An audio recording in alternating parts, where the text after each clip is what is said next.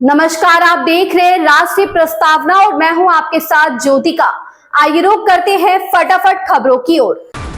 उत्तराखंड अल्पसंख्यक शैक्षणिक संस्थान विधेयक 2025 को राज्य मंत्रिमंडल ने रविवार को मंजूरी दे दी, जिसे चमोली जिले के गैरसैंण स्थित ग्रीष्मकालीन राजधानी में मंगलवार को होने वाले आगामी मानसून विधानसभा सत्र में पेश किया जाएगा। इस विधेयक का उद्देश्य राज्य के गैर मुस्लिम शैक्षणिक संस्थानों को अल्पसंख्यक का दर्जा प्रदान करना है। राज्य में सिख, जैन, बौद्ध, ईसाई और पारसी समुदायों द्वारा संचालित संस्थानों को भी अल्पसंख्यक दर्जा का लाभ मिलेगा। वर्तमान में अल्पसंख्यक शैक्षणिक संस्थान का दर्जा केवल मुस्लिम समुदाय के संस्थानों को ही दिया जाता है। विधेयक 19 अगस्त से शुरू हो रहे विधानसभा के मानसून सत्र में पेश किया जाएगा।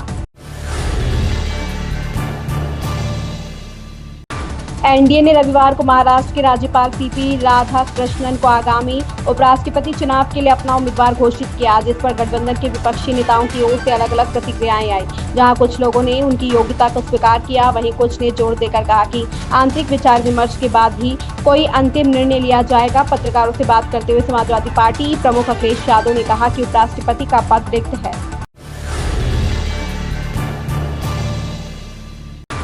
महाराष्ट्र के राज्यपाल और उपराष्ट्रपति पद के लिए एनडीए उम्मीदवार सीपी राधाकृष्णन ने दिल्ली में प्रधानमंत्री नरेंद्र मोदी से मुलाकात की। इससे पहले सीपी राधाकृष्णन दिल्ली हवाई अड्डे पर पहुंचे। केंद्रीय मंत्री किरेन रिजिजू, प्रहलाद जोशी, भूपेंद्र यादव, किंजरापुर राम मोहन नायडू, दिल्ली की मुख्यमंत्री रेखा गुप्ता और अन्य ने उनका स्वागत किया। रविवार को भाजपा के राष्ट्रीय अध्यक्ष जेपी नड्डा ने राधाकृष्णन को उपराष्ट्रपति चुनाव के लिए उम्मीदवार घोषित किया, जिसके लिए चुनाव 9 सितंबर को होने हैं।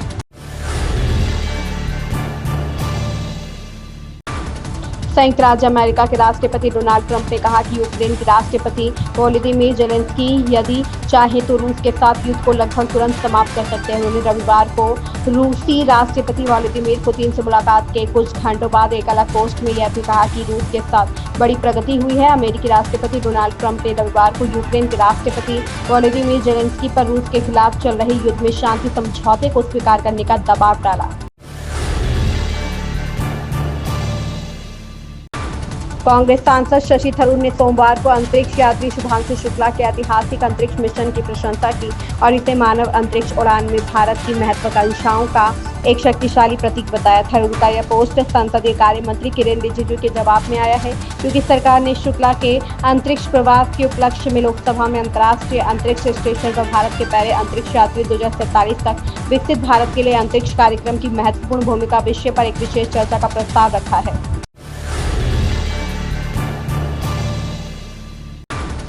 उत्तराखंड के मुख्यमंत्री पुष्कर सिंह धामी ने रविवार को कहा कि जनता को स्थानीय स्तर पर ही गुणवत्तापूर्ण स्वास्थ्य सुविधाएं उपलब्ध कराने के लिए राज्य सरकार हर जिले में एक मेडिकल कॉलेज स्थापित करने का प्रयास कर रही है। यहां आयोजित उत्तराखंड चिकित्सा स्वास्थ्य सशक्तिकरण अभियान में 220 चिकित्सा अधिकारियों को नियुक्ति पत्र वितरित करने के बाद मुख्यमंत्री ने कहा, हम प्रत्येक जिले में एक मेडिकल कॉलेज स्थापित करने का प्रयास कर रहे हैं, ताकि लोगों को गुणवत्तापूर्ण स्वास्थ्य सुविधाएं स्थानीय स्तर पर ही उपलब्ध हो सके।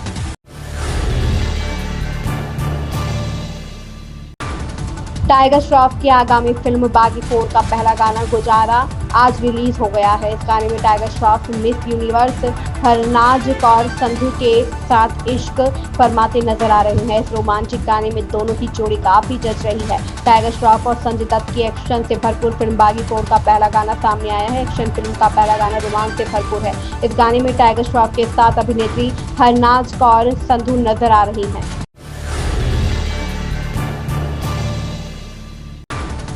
समाजवादी पार्टी के अध्यक्ष अखिलेश यादव ने रविवार को निर्वाचन आयोग पर निशाना साधते हुए कहा कि उत्तर प्रदेश में सपा द्वारा दिए गए शपथ पत्र प्राप्त नहीं होने का दावा करने वाला आयोग उन हलफनामों की प्राप्ति की पावती पर गौर करे। यादव ने एक्स पर कहा, जो निर्वाचन आयोग यह कह रहे हैं कि हमें उत्तर प्रदेश में समाजवादी पार्टी द्वारा दिए गए हलफनामे नहीं मिले हैं, वह हमारे शपथ पत्रों की प्राप्ति के प्रमाण स्वरूप दी गई अपने कार्यालय की पावती को देखें।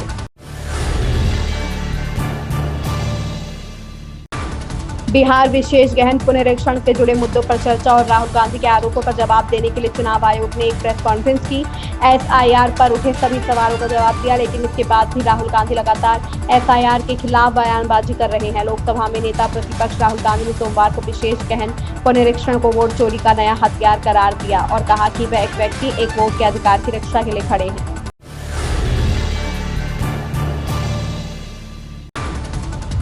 जनता दल प्रमुख एवं बिहार के मुख्यमंत्री नीतीश कुमार ने राष्ट्रीय जनतांत्रिक गठबंधन के उपराष्ट्रपति पद के उम्मीदवार सीपी राधाकृष्णन को अपनी पार्टी का समर्थन देने की सोमवार को घोषणा की।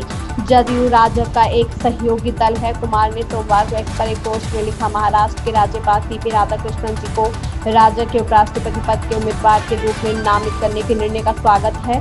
जद सीपी राधाकृष्णन जी का समर्थन करेगी, उन्हें शुभकामनाएं। इन खबरों में बस इतना ही। बने रहिए राष्ट्रीय प्रस्तावना के साथ।